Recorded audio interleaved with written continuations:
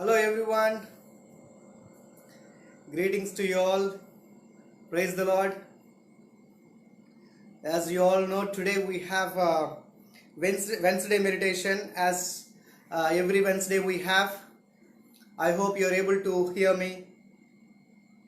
Thank you so much for joining with us this evening. Um, Once again, we welcome you all for this Wednesday meditation. If you are able to hear me properly, if you are able to listen to me, please give me a thumbs up. Thank you so much. So today, as we all know, today also we have a guest speaker coming and speaking to us, encouraging us this evening. Before I introduce today's speaker, I would like to take some time to pray.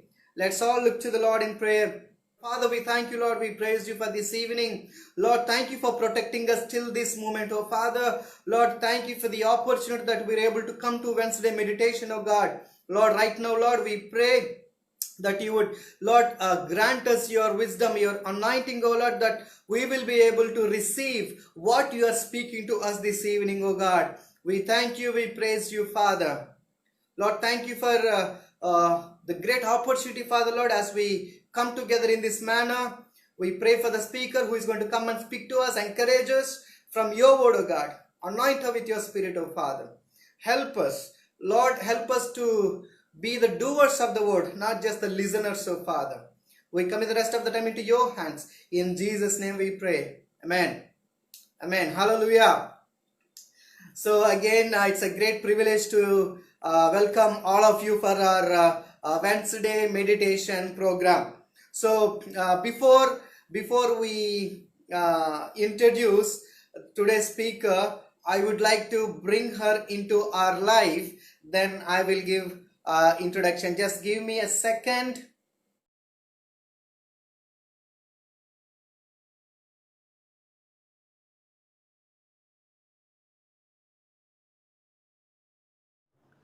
Okay. Thank you, Prakash, for inviting me over for your Wednesday devotion. I'm really grateful to God. And this is my first opportunity to come online. And I'm so glad to have this new experience. Even though I have taught in different places, I've traveled in different places, but coming online was really a great challenge for me. And thank God, I just told God this morning, okay, I'll just present myself, like just be there. I don't know then what will happen or how I will go about it, but I'm grateful to God for giving me strength, courage, and encouragement from my brother Prakash. So I'm grateful to God for all his beautiful blessings. As for today's meditation, we'll read one scripture from First Peter chapter 4 verses 5 to 6. All of you clothe yourself with humility toward one another. God opposes the proud, but show favor to the humble. Humble yourself, therefore, under God's mighty hand, that He may lift you up in due time. This scripture had been very close to me in recent these days, and God had been speaking to me so much and teaching me so much. And, this had been my reality for last few months. So, before we go into what humility is, I want to tell what humility is not. Humility is not inferiority complex, as some of us think is an inferiority complex. It is not. Okay. Humility is not self-pity. Okay. When we think, okay, when we say things like, oh, I have no one else in this world except for God, we are not being humble. That's not humility is. And being inferior, see, I cannot do many things, I am very incapable, saying those kind of things are also not humility. These things are not humility. Okay. And taking confidence, mistaking it for pride is also wrong. For example, David was very confident when he was facing Goliath, and that we can't call as pride. These are the mistake we do when recognizing people with pride or with humility. So that's not pride. Having confidence, Joshua and Caleb was having confidence when they were crossing over to their promised land. That was not pride, that was pure confidence in who God was and what God can do through their people. So there are the fine lines which I want today to clear what humility is and what humility is not. Humility is basically being real. Humility is being honest and being authentic person to self and to others and to God. That's what humility is, being real person. If you are capable, say you are capable. Okay, and then tell what you're not capable of. That's humility is. Okay, so see here, here if we read the scripture, it says God gives grace to humble or show favors to humble. So it is a prerequisite for any of God's blessing that we become a humble person. Okay, so that basically means God wants us to be very, very real. He is not, we Christians have misunderstanding that God is expecting us to be perfect. And when we can't become perfect, all what we do is we pretend to be somebody else. Okay, we live with a mask. Our whole Christian world is filled with people with mask. We do different kind of religious activity, the type of dress we wear, the way we carry ourselves. Everything has to do with outer appearance. It's just because we are not willing to face who we really are. We are not willing to be known for who we are, what we do. This is the easiest way. Working on your outer appearance, working on your outer dates are more easier than bringing a change within us. Okay. And in my life experience, what I have experienced, that whenever I tell God about my sin, my mistake, I always sense his validation upon me. He never invalidate me. He never say, oh, you are absolutely wrong, so stay away from me. No, he tells me, yeah, I understand you, I understand what you're going, but we have a better way. We both can do it very good. Okay, so to understand this more detail into what humility is, I want your attention to Luke chapter verses 18 and 19 to 14. I'll read it. We all know, it's very familiar scripture for us.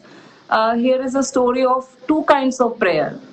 One prayer filled with pride and one prayer filled with humbleness. So I'll just let me read it first, then we go ahead. To some who were confident of their own righteousness and looked down on everyone else, Jesus told this parable. Two men went up to the temple to pray, one a Pharisee and other a tax collector. The Pharisee stood by himself and prayed, God, I thank you that I am not like other people, robbers, evildoers, adulterers, or even like this tax collector.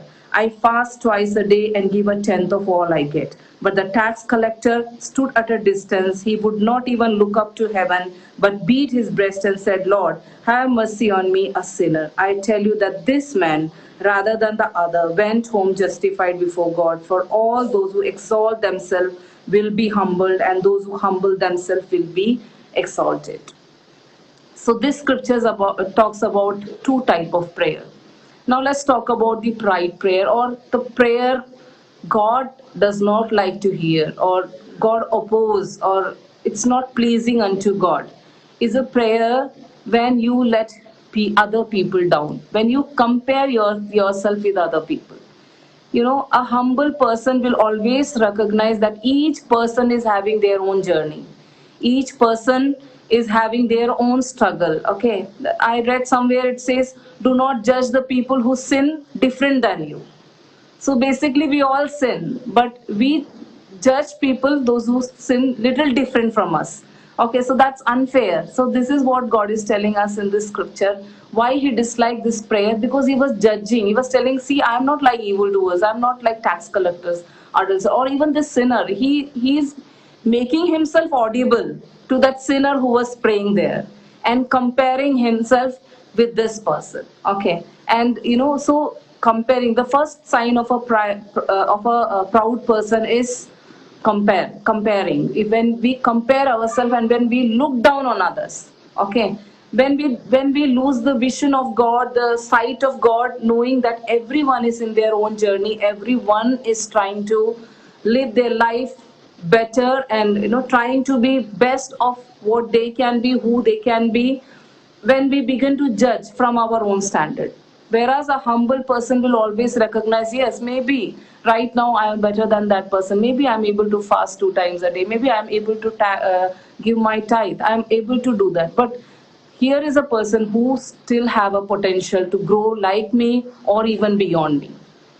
When a humble person will recognize that person has ability and strength to achieve many more things in life. So that was the one point about a pride prayer.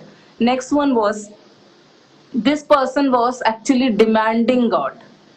This person was telling, now because I tithe, because I fast and pray, because I do this and I do that, indirectly is telling God, bless me, you have to bless me. Okay, but what God says is, no, I oppose the pride, but I give grace to the humble. So that is, doing all this thing is not the prerequisite of receiving God's blessing in our life. It is not. So what it is, to receive anything from God, we have to come just like a child, like just like children come to their parents with authority, with with so much love. They don't think about I deserve it or I don't deserve it. They all know I have a loving father, I have a caring father, I have a loving mother. I can ask her anything. If not now, whenever they will have it, they will definitely bring it to me. That confidence that God require from us, not pride, not telling, okay, I did this and this, give me this. That is a pride prayer. Next point about this person was, he was a manipulator. He was manipulating God to win his own way. He was really literally what is manipulation? Manipulation is having a tunnel vision. You want to get something, but you are not becoming direct about it. You are using indirect means. You are plotting, you are devising a scheme how to get it. So that's manipulation, and it does not work with God. So these are the qualities of this person. Okay, now let's see what he did not have to be a humble person, like just like the tax collector. He prayed. Okay, he prayed. In fact, I think he could be heard. He was let others know who he is. He said, I am a sinner. Have mercy on me. That's a simple prayer. And Jesus said his prayer was answered. He was justified. He was desiring for that righteousness. Okay, just like that Pharisee, he might also be doing his part. He might be, giving whatever he can give to poor, if not tithe. Okay, whatever he, in his own way, whatever he could give, he might be giving. If he might be also praying, just like that. But this is not what he wanted to bring before God. What he wanted to bring before God is where he wanted help from God. He had been very real to God. Okay. Similarly, Pharisee too have some of the weaknesses in his own life. None of us are perfect, right? First John says, if you say you have no sin, there is no truth in you. But if you confess your sin, God is faithful and just to forgive you. And every point of our life, we do have something. So rather than bringing those things to God, he brought what he was good at. Okay, so there was a lot of pretense in him, there was a lot of pretending in him. So that is what is called pride. It's not accepting who you are. If you are capable, if you are good, if you are handsome, if you no, accepting all these things are fine. But when you pretend, when you don't have something and you pretend to be somebody else, that is what is pride is. And as Proverbs says, every before every destruction comes the pride, and pride is the cause of our destruction. So basically what pride is telling, I got everything, I don't need you. This is what pride is telling to God. I got everything, I do have everything. Even you are obliged to help me, you are obliged to bless me. There is no way you can't bless me now.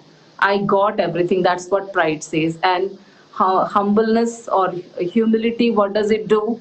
It tells God, yes, by your grace I may have all these things, but every single step I need you.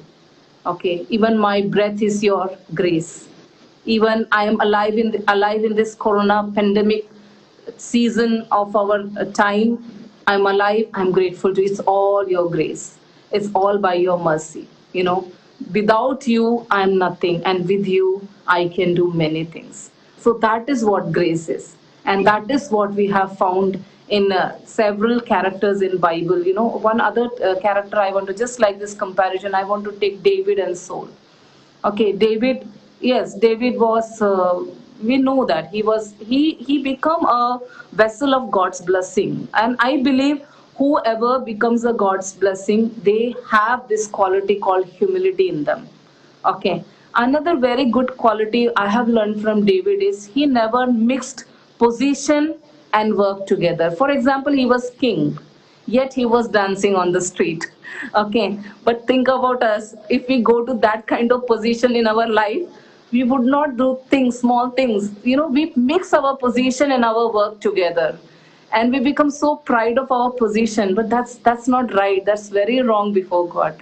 So if we have heard a lot of story about Abraham Lincoln. He was very humble person, and when he was chief commander, we all know that he got down from his horse to help some people, some men who were trying to lift a log, whereas the corporal was standing there and telling, I'm a corporal, my job is to give command. Abraham Lincoln was so what to say, humble person, that later he became the president of United States. So this is the quality. Even in the Sermon of Mount, Jesus said, "Humble will inherit the earth." It means they will become a very impactful people. They will be very influential people. They will be able to influence millions of people. So this is the one quality God is seeking in all of us. David, even though he was king, he was not ashamed to dance in the presence of God. Okay. And all his life shows how humble he was. When he sinned, he purely accepted before God. Yes, Lord, I sinned before you. Have mercy on me. Okay. Whereas Saul, he was very talented, capable, everything. But when God was not pleased with him, he was still requesting Samuel. If you read, First Samuel and Second Samuel, you'll get to know the stories. He was pleading with Samuel that you now respect me in front of people. When Samuel said, God has rejected you to be king, he said, it's okay, it's fine, let it be. But right now you respect me in front of people. So see, this is really, if we are if we want to be humble person, our eyes has to be up to God.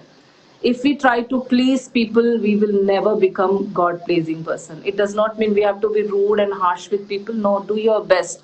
But when a choice comes for you to stand for God or stand for people, always choose God. Never choose people, because we won't be able to make everyone happy. And no one thinks about you actually. No one worries about you. It's only God, your king, your master, your honor, your creator, who constantly think about you, who constantly look at you, who delight in you, who take pleasure in you, who become joyful over you. So let's live for his happiness. And let's have this humble attitude. When we see someone, or there will be always people who are a bit higher than us and then a bit lower than us. Yes, when we look at people who are lower than us, always know that they got the potential, they got God's grace to grow up and to avail to something in life. This is very natural tendency for human being. Whenever we are rejected, the moment we feel inferior, suddenly the superior thoughts will come to us. This is very natural. For example, if you are looked down for your looks, for example, you will suddenly think about the things you are good at. Maybe you are a good dancer, maybe you are a good singer, a good speaker. You suddenly those thoughts will come. You know why? Because you are compensating for your inferiority complex. You are having this pretending moment that you are better, you can do it. This is a very natural instinct we all human being have. But let's take it to God. Let's take it to God, and in God's presence, let's see ourselves. One thing I really like about God is he never invalidate anyone. Doesn't matter what kind of matter you bring to him. I've seen people, when it is their problem, they really play it very big. But when it is our problem, they play it very down. Like, they downplay it. They say it's okay, it's no problem. But God is not like that. He take every single thing you have to share with God very seriously. He never downplay your issues. He validate every single struggle you have in life. He validate every single pain and difficulty you have.